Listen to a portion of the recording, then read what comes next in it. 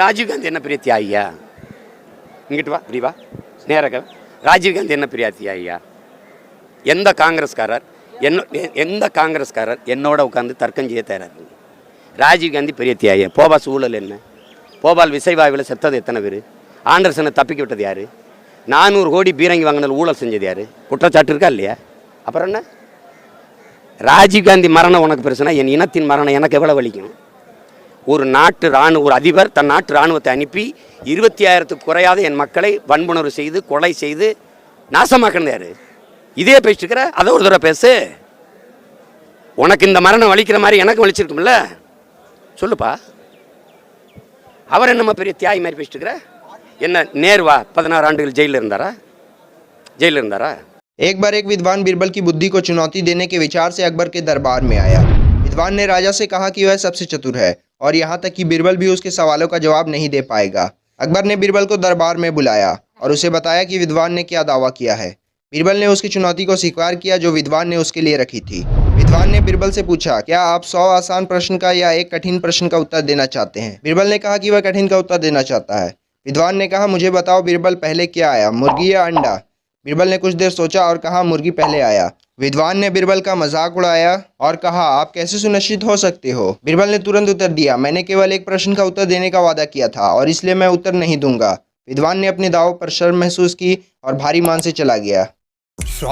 तो आप लोगों ने तानसेन नाम तो सुना ही होगा। तो रमतानु पांडे जी, जिनको हम लोग तानसेन के नाम से भी जानते हैं, वो एक बहुत ही ज्यादा फेमस क्लासिकल म्यूजिशियन थे 16th सेंचुरी में। और इतना ही नहीं, ये भी माना गया है कि उन्होंने काफी सारे राग इन्वेंट किए। तो वो अकबर के दरबार में एक कोर्ट म्यूजिशियन थे और वो जाने जाते थे अपनी एक्सेप्शनल म्यूजिकल रेंज के लिए। और तो और वो काफी घंटों तक गा सकते थे बिना अपनी आवाज को लूज किए। इतना ही नहीं, ये भी माना गया है कि उनकी आवाज इतनी ज्यादा प्योर थी कि वो अपनी आवाज की मदद से बारिश करवा सकते थे या फिर आग जला सकते थे। और तो और उनकी ओरिजिनल कॉम्पोजिशन तानसेन संगीत काफी ज्यादा फेमस है, जिनको लोग आज भी परफॉर्म करते हैं और स्टडी करते हैं। इसके अलावा हर साल ग्वालियर में हर दिसंबर में एक 4 दिन का म्यूजिकल फेस्टिवल होता है जिसका नाम है तानसेन समारोह, जो कि तानसेन जी की मेमोरी में करवाया जाता है। और तो और जो भी उस्ताद है हिंदुस्तानी क्लासिकल म्यूजिक में, उनको एक अवार्ड भी मिलता है जिसका नाम है तानसेन सम्मान। तो अगर आप लोगों ने इस वीडियो से कुछ नया सीखा हो तो इस चैनल को सब्सक्राइब करें और कमेंट करें। Have you heard of Rani Durgavati? She was the queen of Gondwana who managed the kingdom exceptionally well after the death of her husband at a very young age. Asaf Khan, the commander of Akbar, with full of lust marched upon the queen. She was fighting fearlessly until she was struck by 2 arrows. She had an opportunity to run away and save herself, but she pulled out her dagger and killed herself. She decided to die respectfully rather than falling in the hands of the man who was waiting with nothing but lust. Kamlapati किन्नौरगढ़ के शासक निजाम शाह की रानी थी और कहा जाता है कि कमलापति इतनी सुंदर थी कि जो एक बार रानी को देख लेता था वो उनकी खूबसूरती का कायल हो जाता था। यही कारण रहा कि निजाम शाह के सगे भतीजे चैन शाह की ही नियत निजाम की गद्दी और रानी पर बिगड़ गई थी। भतीजे ने ही राजा निजाम को जहर देकर मार दिया और सत्ता हत्या ली, जिसके बाद किसी तरह रानी कमलापति अपने बेटे नवल शाह को लेकर अपनी जान बचा के किन्नौर से भागकर भोपाल आ गई और अपने दोस्त मोहम्मद खान की मदद से यहाँ एक नया महल स्थापित करा। कहा जाता है कि दोस्त मोहम्मद खान ने ही रानी के पति निजाम शाह के कातिल को मारकर रानी का बदला भी पूरा करा था, जिसके बाद दोस्त मोहम्मद खान की भी नियत रानी कमलापति पर बिगड़ गई और उसने रानी को पाने के लिए रानी के किले पर हमला बोल दिया। तब रानी के एकमात्र बेटे नवल शाह ने अपनी मां की रक्षा के लिए मोहम्मद खान से लड़ाई करी, मगर लड़ाई में नवल और उसकी पूरी सेना खत्म हो गई और इसका संदेश रानी को मिलते ही उन्होंने अपना महल पानी में डुबोकर जल समाधि ले ली। आज भी रानी कमलापति का ये महल भोपाल में आधा डूबा हुआ है, जिसे अब छोटा तालाब के नाम से जाना जाता है। उत्तर में काशी और केदार, दक्षिण में श्री शैलम, पूरब में पुरी और पश्चिम में सोमनाथ मिलेंगे। जहां भी आप श्रद्धा से मस्तक झुकाएंगे वहीं शिव की प्रतिमा गढ़ते हुए महारानी अहिल्याबाई होलकर के हाथ मिलेंगे। मैं उस भारत से आता हूं जिसके कण कण में भगवान हैं और पग पग पर मां अहिल्या के बनवाए हुए तीर्थ स्थान हैं। ये मेरा वचन है और मेरा वचन ही मेरा शासन है।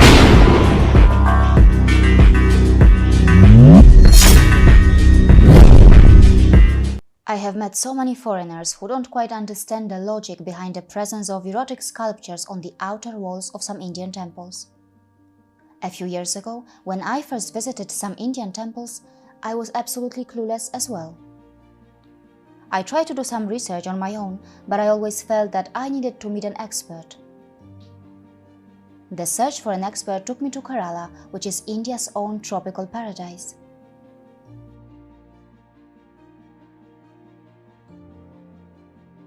Calicut is the native place of the renowned Indian archaeologist K.K. Mohammed, who is the regional director of the Archaeological Survey of India.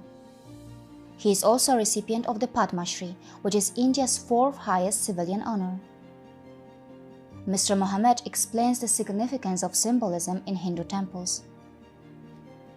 See, the concept of a temple itself is a human concept. Just as you are standing, the temples also will be having many parts, like the feet of you. The temple also will be having a feet. You have a knee, the temple also will be having a knee. So the concept is human concept. It is said, Upapidam Charanakar Adhishtanam Janu Mandalam Padavarga Karakaram Prastaram Bahumulagam. So that is the human concept. And inside you have a deity. So outside, just outside the deity, that is known as Garbhagriha. Just outside this Garbhagriha, there will be two other on one side and two other side also. So the statue on the right side, she would be standing on a crocodile, and the statue on left side, she would be standing on tortoise.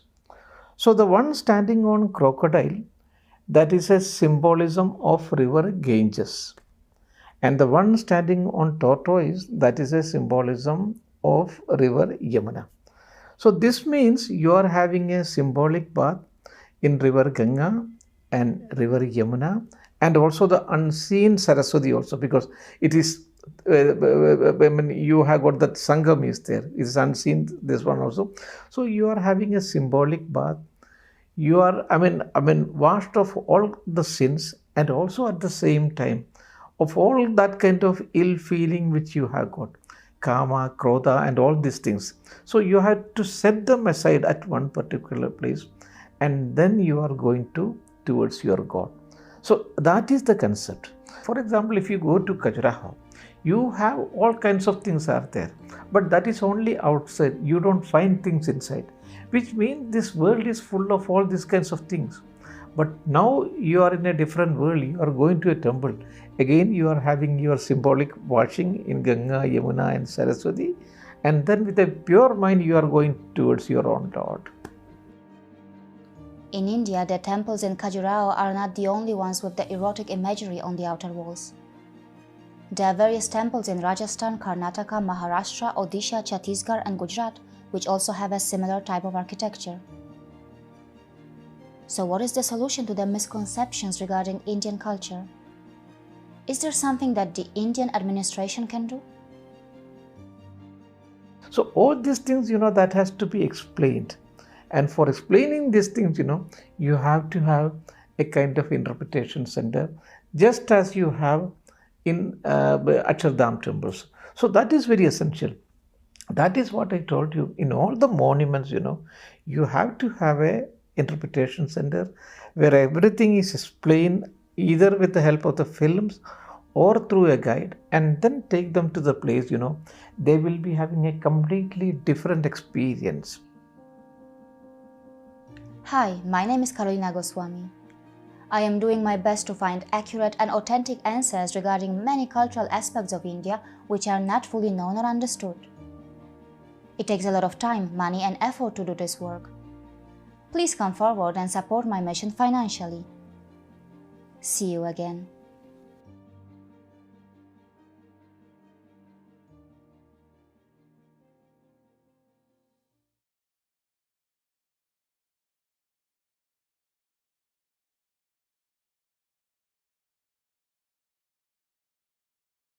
மாநாடு படத்துல சிம்புவுக்கு ஒரே நாள் repeat ஆகிறதுக்கு காரணம் உஜ்ஜைன்ல இருக்க காலபைரவர் கோயில்ல சிம்பு பிறந்ததுனால தான் படத்தோட ஹீரோயின் சொல்லுவாங்க. காலபைரவர்னால எப்படி டைமை கண்ட்ரோல் பண்ண முடியுது, அது கூடவே உஜ்ஜைன்ல இருக்க காலபைரவர் கோயில் பத்தி தான் இந்த வீடியோல பார்க்க போறோம். பிரிட்டிஷ் அவங்க வசதிக்காக தான் கிரீன்விச் மெரிடியனை டைமை கால்குலேட் பண்றதுக்கு சென்டர்னு சொன்னாங்க. அதுக்கு முன்னாடி உஜ்ஜைன் தான் உலகத்தோட சென்டர்னு படத்துல ஒரு சீன் வரும். இதை கொஞ்சம் தேடி பார்த்தா 4th செஞ்சுரியில எழுதின சூரிய சித்தாந்தால 0 மெரிடியன் ஆஃப் லாங்கிடியூடும் டிராபிக் ஆஃப் கேன்சரும் கரெக்டா இன்டர்செக்ட் ஆகிற இடம் தான் உஜ்ஜைன்னு மென்ஷன் பண்ணிருக்காங்க. இன்னமும் நம்ம பாக்குற பஞ்சாங்க பஞ்சாங்கம் ஜோசியத்துல உஜ்ஜைன் டைமை பொறுத்து தான் எல்லா கால்குலேஷனும் பண்றாங்க. இதனால தான் உஜ்ஜைனுக்கு navel of earth, Greenwich of இந்தியான்னு பேரும் கொடுத்துருக்காங்க. படத்துல சிம்புக்கு இப்படி ஒரே நாள் ரிப்பீட் ஆகிறதுக்கு ஒரு சாலிடான ரீசன் வேணும். அதே நேரத்தில் மக்களை ரொம்பவும் போட்டு குழப்பக்கூடாதுன்னு முடிவு பண்ண வெங்கட் பிரபு சயின்ஸை விட்டுட்டு படத்தை ஸ்பிரிச்சுவலா மூவ் பண்ணிட்டாரு. கலவரத்துல ஒரு முஸ்லீம் புள்ளத்தாச்சி அம்மாவை ஒரு ஹிந்து குடும்பம் காலபைரவ கோயிலுக்குள்ள கூட்டு போயிடுறாங்க. உள்ள பிரசவம் நடந்து அந்த குழந்தை பிறந்ததுக்கு அப்புறம் வெளியே வந்து பார்த்தா நடந்துகிட்டு இருக்க கலவரமே முடிஞ்சிருக்கு. அதே மாதிரி இப்போ ஒரு மத கலவரம் ஏற்படாம தடுக்க அல்லாவும் சிவனும் சேர்ந்து உன்ன அனுப்பியிருக்காங்கன்னு சொல்ற மாதிரி ஒரு சீன் இருக்கும். இவர் காலபைரவர் கோயில பிறந்தனால தான் இவருக்கு இப்போ இப்படி நடக்கிறதாவும் காட்டியிருப்பாங்க.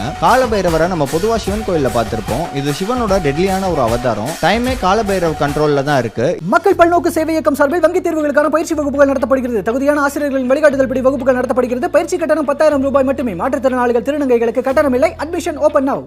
இதே மாதிரி கிரீக் மித்தாலஜில குரோனோஸ்னு ஒரு காடை மென்ஷன் பண்ணியிருக்காங்க. அவர் தான் டைமை கண்ட்ரோல் பண்ற கடவுளா அங்க இருக்க மக்கள் பார்த்துருக்காங்க. பிசிக்கல் ரியாலிட்டின்றது ஒரு டைம் ஸ்பேனோட இருக்குது. இதையே உடைக்க அவதாரம் எடுத்து அதை கண்ட்ரோல் பண்றனால தான் அகோரிஸ்லாம் காலபைரவரை கும்பிடுறாங்க. டைம் எல்லாம் கடந்தவங்களா அவங்கள நினைக்கிறனால தான் நான் கடவுள் ஆரியா கூட அவரே காலபைரவர்னு சொல்லிட்டு இருப்பாரு. படத்துல சொன்ன மாதிரி உஜ்ஜைன்ல உண்மையிலே ஒரு காலபைரவர் கோயில் இருக்கு. அதுக்கு பேரு ஸ்ரீ மகா காலேஸ்வர் டெம்பிள். பழைய டெம்பிள் ஒன்று இருந்ததாகவும் அதுக்கு மேல இப்போ இருக்க கோயில் கட்டப்பட்டதாகவும் ஸ்கந்த புராணம்ல மென்ஷன் ஆயிருக்கு. இந்த கோயிலை பத்தி நிறைய கதைகள் சொல்றாங்க. இந்த கோயில் முன்னாடி யாரும் குதிரையில உட்காரக்கூடாதான். அப்படி உட்கார்ந்தா இறந்துருவாங்க, அவர் பைத்தியமாயிருவாங்களா. மாநாடு படத்துல விக்ரமாதித்யனுக்கு உஜ்ஜைன்ல டைம் லூப் நடந்ததா சொல்லியிருப்பாங்க. இந்த குதிரை கதைக்கும் விக்ரமாதித்யனுக்குமே ஒரு சம்பந்தம் இருக்கு. அவர் ஒரு தடவை கோயில் முன்னாடி குதிரையில உட்கார்ந்தனால தான் வாழ்க்கையில செம கஷ்டப்பட்டிருக்காரு. எதனால இவ்வளவு கஷ்டப்பட்டோன்னு அவருக்கு கண்டுபிடிக்கவே 7 வருஷம் ஆயிருக்கு. விக்ரமாதித்யன் தான் அதுக்கப்புறம் யாரும் கோயில் முன்னாடி குதிரையில உட்காராதீங்கன்னு சொன்னதாகவும் சொல்றாங்க. அதே மாதிரி பதவியில இருக்கவங்க அந்த ஊர்ல நைட்டு தங்குனா பதவி போயிடும். இப்படி அந்த கோயிலை சுத்தி நிறைய கதை இருக்கு. இந்த கோயில்ல தான் பாஸ்மா ஆர்த்தி நடக்குது. சுடுகாட்டுல இருந்து கொண்டு வந்த சாம்பலை வச்சு இந்த ஆர்த்தி பண்ணுவாங்க. இந்த வீடியோஸ் கூட யூடியூப்ல இருக்கும். இன்டர்ஸ்டெல்லார் படம் மாதிரி time dilation, time is fourth dimension, theory of ரிலேட்டிவிட்டிலாம் சொன்னா மக்கள் குழம்பிடுவாங்க. இந்த தியரிலாம் கொஞ்சம் பிசுறு தட்டினாலும் படத்தோட ஜோலி முடிஞ்சிரும்னு அந்த பக்கம் போகாம அல்லாவையும் சிவனையும் வச்சு அந்த கான்செப்டை முடிச்சுட்டு ரிப்பீட் ஆகிற லூப்னால நடக்கிற சம்பவங்கள் பக்கம் நம்ம கவனத்தை திருப்பி படத்தை மக்களுக்கு புரியுற மாதிரியும் பிடிச்ச மாதிரியும் எடுத்து மாநாட வெங்கட் பிரபு மிகப்பெரிய ஹிட் ஆகியிருக்காரு.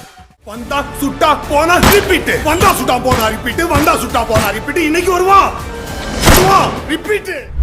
இது மாதிரியான இன்னும் பல செய்திகளை தெரிஞ்சுக்க இணைந்திருங்கள் நியூஸ் 10 உடன்.